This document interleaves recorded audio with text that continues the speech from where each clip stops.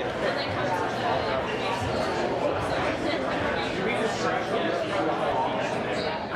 Harasem. I graduated in 1993 and I graduated with a Bachelor of Arts in Theater. I loved university. I had so much fun. I became very involved on campus. I was with CKXU, it had a different name at the time. I also actually ran for president once. I also was here the first year that the apartments opened. Pecan House is where I lived. I'd lived in the dorms before, so it ages me a little bit. But it was so exciting to live on campus and not in U-Haul. So that made life, a little bit more fun, a little bit more exciting for year two. And from there, I enjoyed every year that I was here. I originally came to the university thinking that I would get a degree in music with a minor in political science because those were the two areas I was very passionate about. And I remember my first semester taking Political Science 1000 and thinking, wow, this is so not what I thought political science was. But I knew right then I was done with political science courses and that was where it stopped. And even though I had done music all my life and it had been a focus of my life back home and in high school, I kept seeing the drama people and they were doing things that I kind of wanted to do. And so even though my background wasn't strong in theater, it was something that I think my heart started calling me towards. And so I decided to take a few drama classes, and then I quickly convinced myself that is where I needed to be. I don't really feel like I had a lot of obstacles. I mean, I think there's always pressure to, are you, putting enough time into your studying? Are you getting the marks that you expect to get? I changed my major and I dropped my minor. So I went through a lot of changes in those 4 years. And I decided to stay for summer school to make up for some of the time I lost because of the change in my major. I have no regrets taking the music courses I did and having that experience, and I'm very involved in music still to this day. But I think that in the end, you just kind of start to feel that, maybe this isn't for me, and it's, I think, a risk, like telling my parents that, I'd come this far and I've done all these courses and I don't think I'm happy. And I remember them saying, what are you going to do with a theater degree? They saw that there was more potential with a music degree and they were worried about the potential with that. So it was scary to tell them, and it was scary to admit to myself that my future maybe wasn't what I thought it was, but I don't regret it now. I talked a lot to the theater students who came here knowing they wanted to do theater, and they really engaged and saying, what are you going to do? And what do people think of you doing a theater degree? Because I don't know that people think it's a real degree. That's sort of the feeling I'm getting. And so, these people who spent a lot of time planning this route were able to give me information about why they'd chosen it and what they wanted to do. And that really validated to me that this wasn't a wrong path. But I also was open to the fact that it may change as well, but it didn't. I finished it. In the end, when I look back, as I think stressful as it felt at the time, it really wasn't a bad thing at all.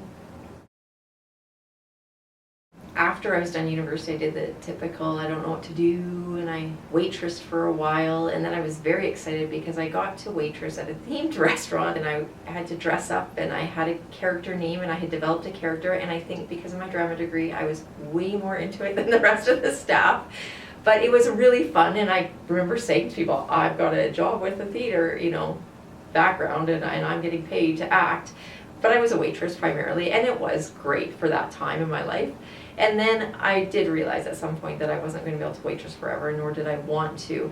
So I started just really applying for whatever was out there, and I started working with people with disabilities. And I didn't know anything about it, but I was able to, I think, in my interviews, let people know that because of my theater degree, I feel like I'm able to put myself in other people's shoes probably much easier than a lot of people do, because you really have to think about, when you're on stage, what a person's experiences are and how that affects who they are. And I think that just exists in life. It's very much a part of psychology, and I think theater people are actually probably excel in psychology but aren't recognized for that.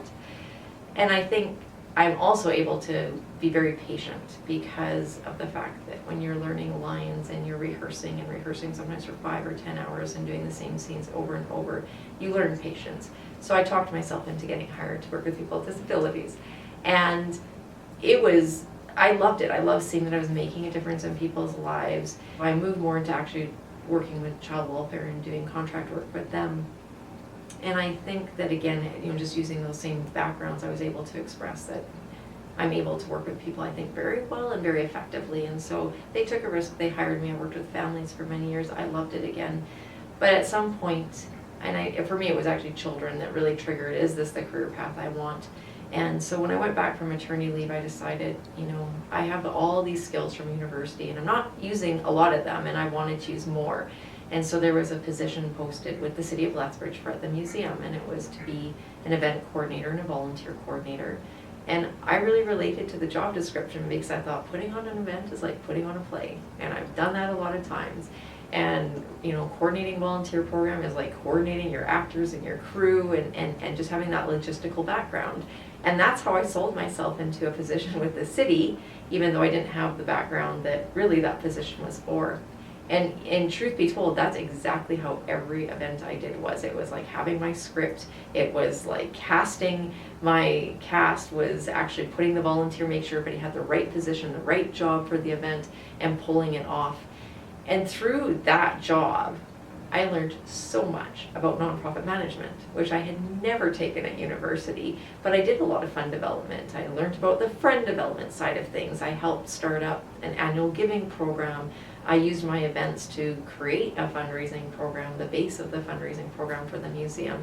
And, I spent 8 years there doing that, and that opened a door for me to now be in a management position in City Hall and Recreation and Culture, which actually allows me to support groups that are theater groups and music groups to be successful and sustainable.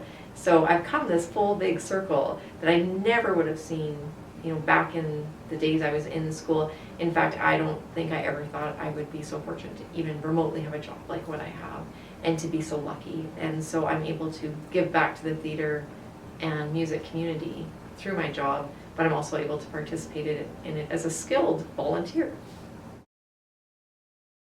We often say at City Hall, especially in the community services area, that the most important thing that we can have is relationships. I didn't know anybody in Lethbridge when I moved here. I didn't have any friends initially, but living in residence quickly opened me up to meeting new people. And I think it's very important when I'm doing things that I actually get to know the people around me, because you never know who's going to have something or say something or do something that clicks and you think, I can benefit you or you can benefit me. And so I really have always tried in all of my jobs to get to know my coworkers, get to know my bosses, to get to know the clientele, just to get to know the community. And I volunteer a lot, and I feel like giving back and volunteering has exposed me to a lot of people. And so I feel like I know a lot of people, and I had a lot of people say to me that I know a lot of people, and actually when I got the job I currently have, that was part of the reason they gave me for why they selected me, was because they knew that I had all these connections and that would be very important in the work that I do. So I think that just being involved in the community and through the course of my job, that I've been able to really benefit not only myself and help myself get a job that was my dream job, but I've been able to benefit my workplace and also benefit the community. And to me, it's all just a balance of giving and taking and sharing, and all of us with the same goal of just trying to make our community a better place. This is where sort of the full circle thing comes back in again. I was very lucky. We do a 4-year budget in the City of Lethbridge, and so my boss had asked me a year before the last budget came around, what gaps are there in the community?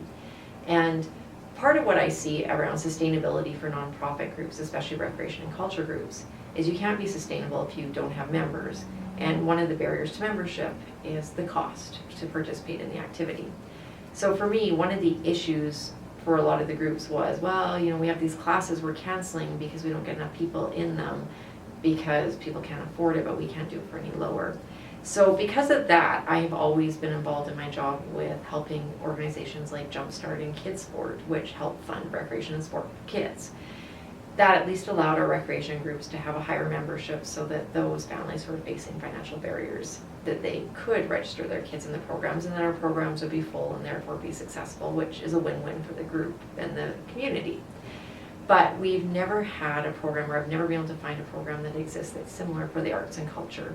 So these same families would always say, my daughter wants to do a painting class, or my son's always been interested in violin lessons.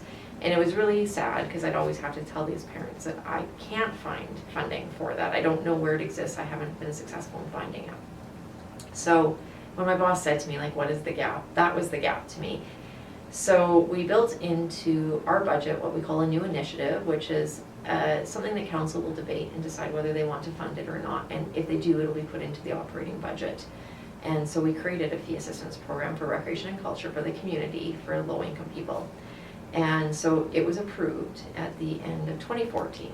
So, but it was approved with the, I guess, the stipulation that I come forward to council with an actual policy and program so they could see how it would work, who would qualify, how would we know it's successful. Because of my work with people with disabilities and child welfare, I very strongly, like I feel very strongly about these people because I've been in the situation where I'm trying to support people and we know that because of their addiction, for example, that we want to replace their time spent getting high with something leisurely that they can do that's positive. But how do you do that when they have no money? And so I was able to really reach out to all of these organizations I had worked for and with in my history and say, I have this money, but I need to know what works best for your clientele, what works best for your agency. And then I reached out to the recreation and culture groups I supported and said, how would you want this process to work? And so I was able to get council to approve the policy, the program, the process, and launch this program. And it's funny because I always hear people say, oh, you know, like this one project, you know, so-and-so will retire when they get this one project done because it's the project of their dreams. And to me, launching this subsidy program for the community has been, to me, the icing on my cake. And I'm not even halfway through my career yet. So I feel like I don't think I could ever top this. But I know that I'm helping all these people that I couldn't help before, and I'm making a difference in their lives, and I'm helping our groups because now their classes are full and they're developing waiting lists. And I know for the community, you know, the opportunity for people to have a social outlet as well. It's not only going to a class or getting a swim membership, it's about getting to know the staff at that place and feeling like you belong someplace, which to me just makes all of Lethbridge so much more vibrant and exciting. So it's all come full circle to me, and that's been sort of the highlight of my career. You know, one of the things when I reflect back is it was all connected, and things don't seem connected at the time, and you don't know where you're going or why you're doing things, but if you always are doing something you believe in, it's the right place. It doesn't matter if it pays a lot, it doesn't matter if you can't see that you can move up or whatever, it is the right place. And when your heart starts to question it, then maybe that's the time that you start to think about what's the next step. And it may not look like a big step, but that's okay. You're always moving forward. And so just follow your heart, listen to your heart, and you know, it'll all be connected at some point. You'll be amazed when you look back at how much you pull back on from university learnings and from your early jobs, and how much they will help you.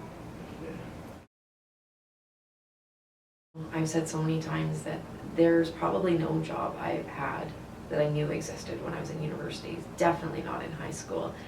And so you have to apply for things even if you don't know what it is or how it is, but you will know more by volunteering, and so I do always recommend volunteering. But I think that, you know, keep your eyes like just wide open, like there is a whole world and there's so many things. And you'll be amazed where you'll end up in 10 or 15 years, and it's not going to maybe always be easy. And there'll be times where you think, I went to university and I'm waitressing or not making good money. But, you know, I don't know anybody who went to university who didn't end up with a job that they love. It just takes time. And I think to the theater students in particular, I think, you know, you have such an amazing skill set. And when you get out into the world and you found yourself and you have a little bit of time on your hands, and that may be right away and it may not be for a decade or two, you know, really think about giving back to the community theater or the school theater programs, because I know, and I know that they know, that theater is very important. And theater companies really do struggle with having the committed volunteers, and we have a talent to share.